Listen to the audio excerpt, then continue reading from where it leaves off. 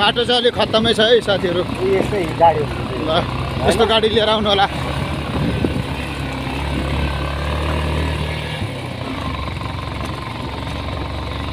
काठमाडौँ नजारा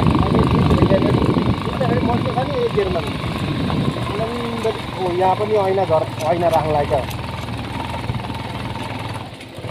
सुविधाको नामले के मतलब गर्छ एकजनाले राखेको सधैँ त्यो नेपाली भेडा भन्ने थाहा छैन। ल यहाँ पनि देवीको मन्दिर रहेछ, ऐना पनि राख्ने गरिएको रहेछ। ल राम्रो होस्, सक्सेस होस्, आँटेको काम पुरा होस्। बाटो चाहिँ अलिक खत्तमै छ। बर्खाको टाइममा चाहिँ नआउनु होला, हिउँदको टाइममा चाहिँ होइन आउनु होला। अब नि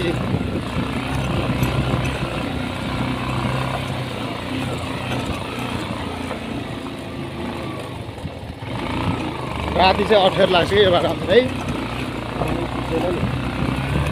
ओह्रालोमा डेन्जर हुन्छ कि यो बाटो ब्रेक चिज गर्नुपर्छ। एक चिज धेरै दिनु पऱ्यो तात्तिन्छ कि